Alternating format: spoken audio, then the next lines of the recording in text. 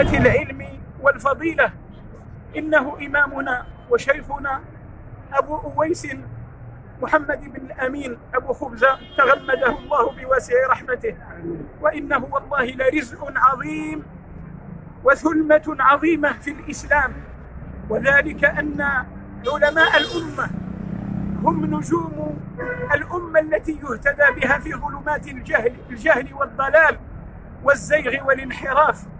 وعزاؤنا العظيم أنه انتقل إلى أرحم الراحمين، وهو به أرحم. والله إن فراغ مغادرة الشيخ لموقعه العظيم إنها لخسارة جليلة، ولكن نسأل الله أن يخلف الأمة فيه بخير. ويكفي الشيخ رحمه الله ثناء كل العالم، جميع قارات العالم أثنى علماؤها على الشيخ رحمه الله. وأنتم تعلمون حديث النبي صلى الله عليه وسلم حين مرت عليه جنازة فأثنى الناس عليها خيرا فقال عليه الصلاة والسلام وجبت، ومرت جنازة فأثنوا عليها شرا فقال صلى الله عليه وسلم وجبت. فاستغرب الصحابة لكلمة واحدة وجبت لكلتا الجنازتين، فقال عليه الصلاة والسلام الأولى أثنيتم عليها خيرا فوجبت لها الجنة، والثانية أثنيتم عليها شرا فوجبت لها النار. أنتم شهداء الله في أرضه، ونحن نشهد الله ونشهد ملائكته وعباده الصالحين ونشهد من حضرنا في هذه الكلمة أن هذا الشيخ الجليل كان منارة يهتدى بها في دياجير الظلمات، كان رجلا لا يؤثر على مرضاة الله شيئا كائنا ما كان، وقد تحمل الأذى وأذي في سبيل الله وصبر واحتسب. والآن يترجل الفارس المغوار، إمام وفارس المنابر والمحاضرات والدروس العلمية النافعة. وفي هذه اللحظة نتذكر قول القائل إذا فارقوا دنياهم فارقوا الأذى وصاروا إلى موعود ما في المصاحف. سيرتاح الشيخ من التعب والشقاء والمطاردة والمنع، حتى إنهم منعوه حتى من الزيارة في بيته بعد إيقاف دروسه ومحاضراته، وها هو يرتاح من المنع ومن الحصار ومن كل أذى. إذا فارقوا دنياهم فارقوا الأذى وصاروا إلى موعود ما في المصاحف. فنسأل الله بأسمائه الحسنى وصفاته العلى أن يتقبل الشيخ في عباده الصالحين. اللهم تقبل شيخنا في عبادك الصالحين. اللهم يا ربنا اجعل قبره روضة من رياض الجنة. اللهم وسع عليه في قبره، اللهم نور عليه قبره، اللهم يا ربنا اخلفه في أهله وذويه وأمة الإسلام بخير. اللهم إنا نسألك أن تثبتنا بعده على طاعتك وعلى المنهج الصحيح القويم، منهج الكتاب والسنة، إنك ولي ذلك والقادر عليه. وصل اللهم وسلم وبارك على نبينا وحبيبنا وإمامنا محمد وعلى آله وأصحابه أجمعين.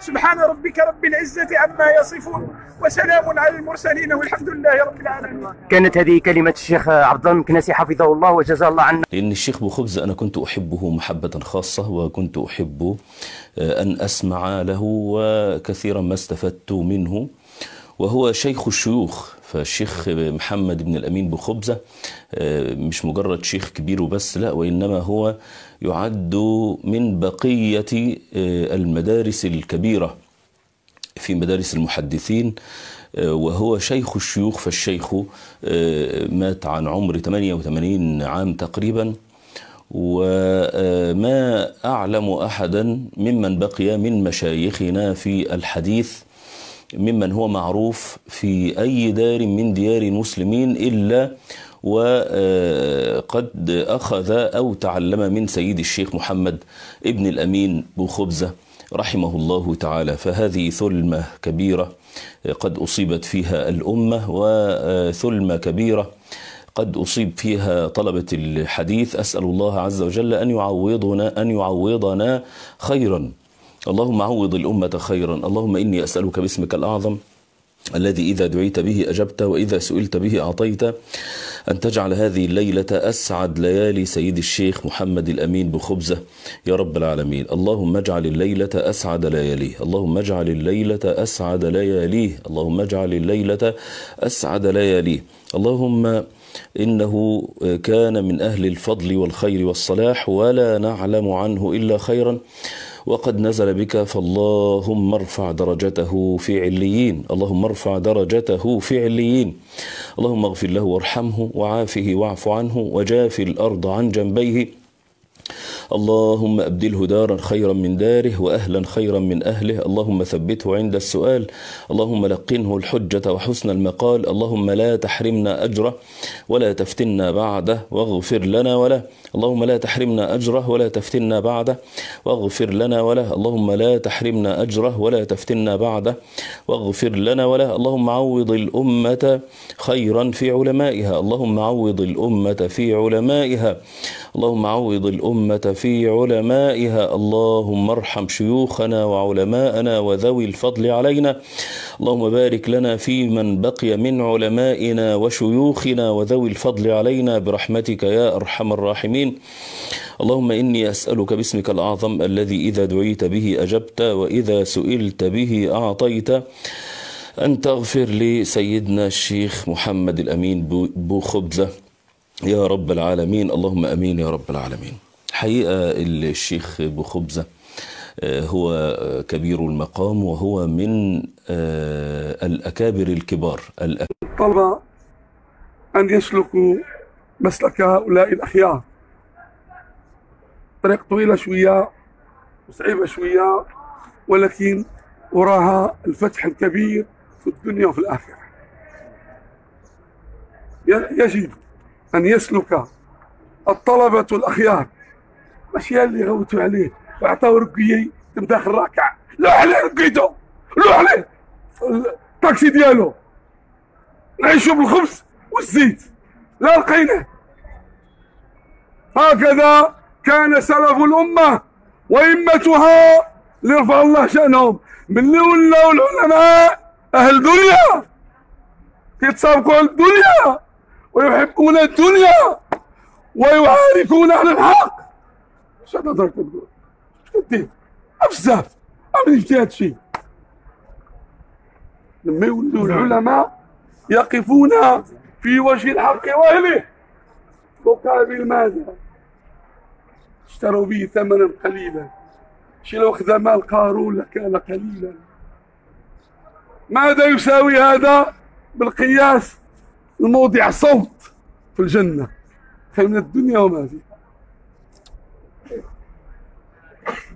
رخص الإيمان، رخص التوحيد، رخص خوف الله، رخص يجب أن تتعلق القلوب برب العالمين. تبان لك الدنيا سراب في سراب. هذه التربية ديال العلماء الربانيين. أيها الإخوة، احنا ماشي ناس ديال الفتنة، ولكن ناس ديال النصح، ديال التقويم، وديال قول كلمة الحق، وديال بغينا الشريعة. ما يمكنش نعيشوا في ديال القوانين الوضعية النتنة.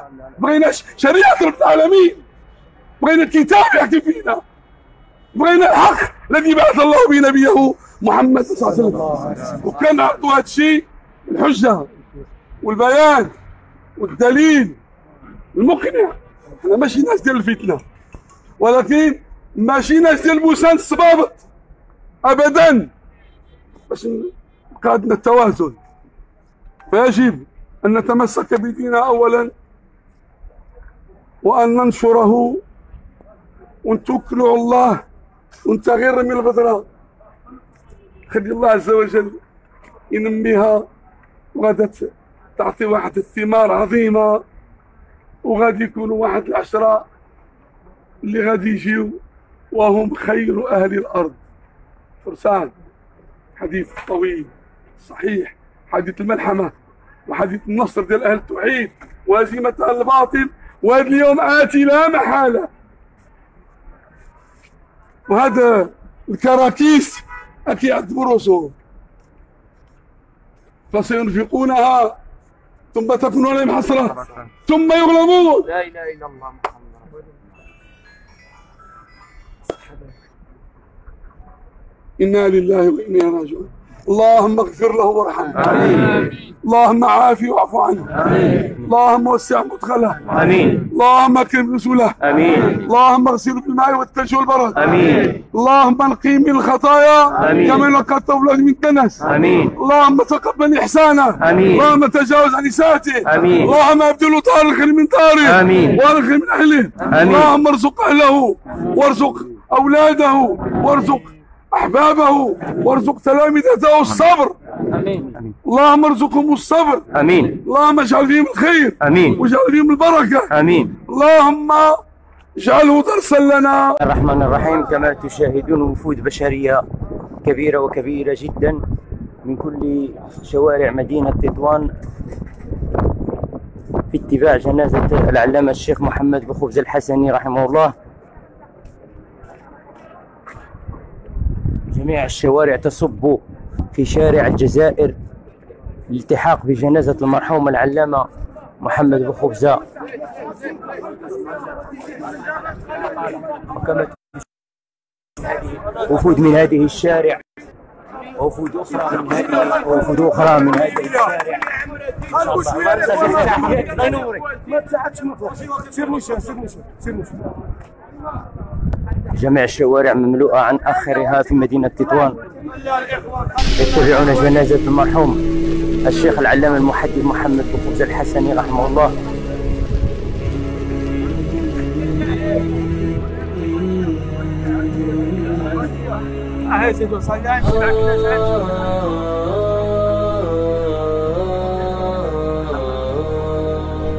خليل لا حقيقة خلي عدد من أجر السي خليل لا حقيقة سيدي النبي خلي عدد من أجر السي خليل لأنه الله لا حقيقة سيدي خليل لا نور. هنا مروا وكانوا قدوة للناس. هنا مروا وكانوا قادة أطهار. هنا جميع الشوارع مغلقة هنا في مدينة تطوان وحضور كثيف جدا من جميع مدن المغرب لاتباع جنازة العلامة المحدث محمد بخبز الحسني رحمه الله. فيهم رقة الإحساس فيهم جذوة الأحرار. فيهم رقة الإحساس فيهم جذوة الأحرار. وفيهم جذوة الأحرار. هنا مروا خطاهم في الدجى نبراس. هنا مروا عطاهم طيب الآثار. تم حضور هذه الجنازة جل من العلماء الربانيين من المغرب وخارج المغرب مثل الشيخ أبو النعيم والشيخ عبد العزيز الفراق والشيخ عبد الله المكنسي جزاه الله عنا خير الجزاء والشيخ حسن الكتاني حفظه الله ومجموعة من الشيوخ والعلماء الربانيين. اللهم يا رب تقبل منهم. اللهم يا رب ارحم شيخنا العلامة المحدث الشيخ محمد بخبز الحسني رحمه الله يا رب.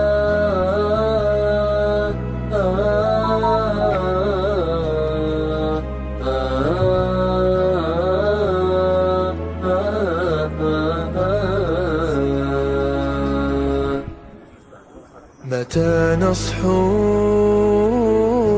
وقد دق الردى الأجراس. متى نصحو متى يا أمة المليار. متى نصحو وقد دق الردى الأجراس. متى نصحو متى يا أمة المليار. تعود لصبحنا الأنفاس ونعلي راية المختار. تعود لصبحنا الأنفاس ونعلي راية المختار. ونعلي راية المختار.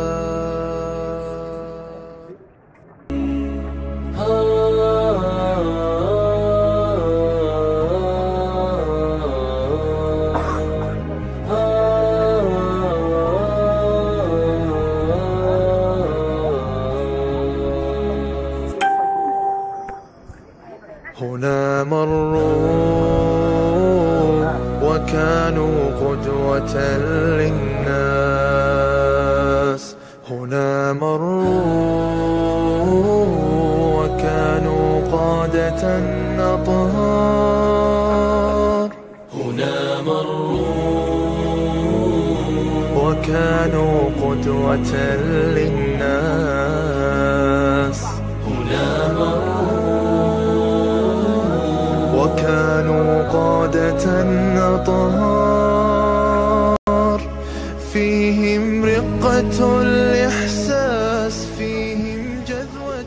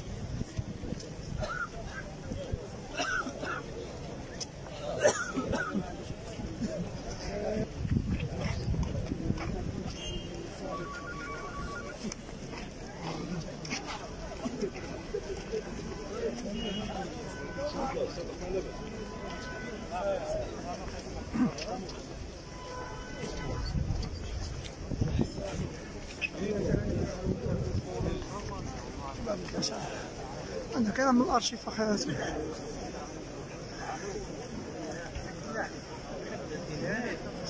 صافا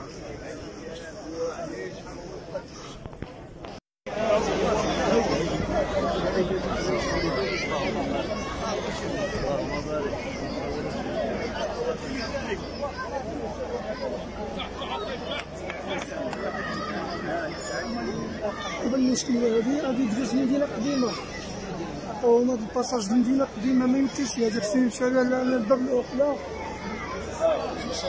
الشارع الكبير خصها هادية وما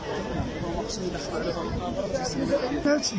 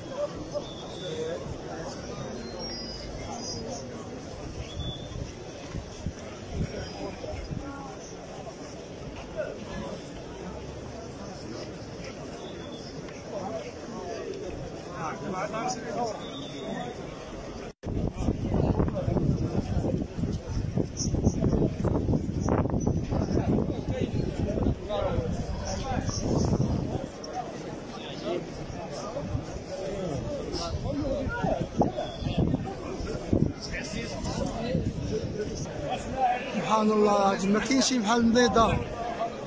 النظام حبيبي، النظام. التنظيم نعمة، التنظيم نعمة، التنظيم قلت نعمة، التنظيم نعمة الحبيب. العائلة تجيبون هاد الجهة، هما اللي كيعرفوا دابا.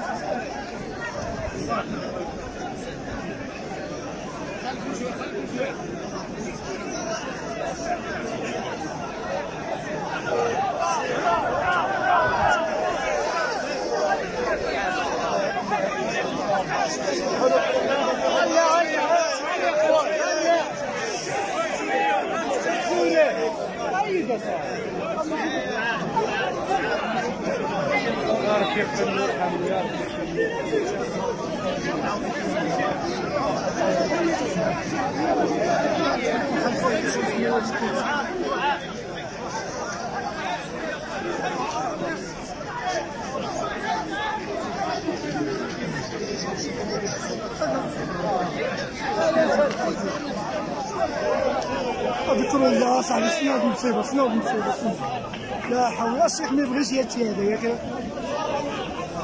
كاسيدي يقرا ولا تنظيم نعمه خاي تنظيم نعمه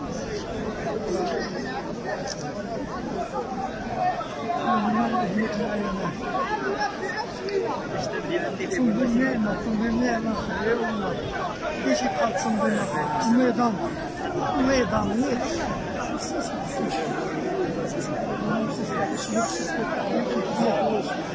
ما يقرب شي واحد يعني بداو يتقبضوا غير تما في كاينش كيدابز عليه تما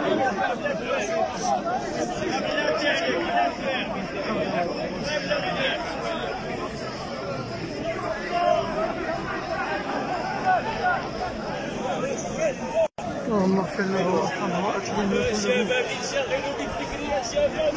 اللهم اغفر له واكرم نزله ووسع مدخله اللهم اغفر له وارحمه واكرم نزله ووسع مدخله اللهم اغفر له وارحمه واكرم نزله ووسع مدخله اللهم اغفر له وارحمه أكرم نزله ووسع مدخله اللهم اغفر له وارحمه أكرم نزله ووسع مدخله اللهم اغفر له ربط ديك الخيط عندي طيحت شي واحد دخلوا في الصرف والصفر دخلوا اللهم اغفر له وارحمه أكرم نزله ووسع مدخله اللهم اغفر له أكرم نزله ووسع مدخله اللهم اغفر له وارحمه أكرم نزله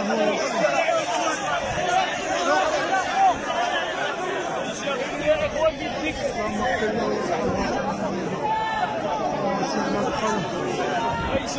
اللهم اغفر له وارحمه واكرم نزله ووسع مدخله اللهم اغفر له يا شباب الذي اصابكم انشغلوا بالذكر اللهم اغفر له ووسع مدخله اللهم اغفر له وارحمه اللهم اغفر له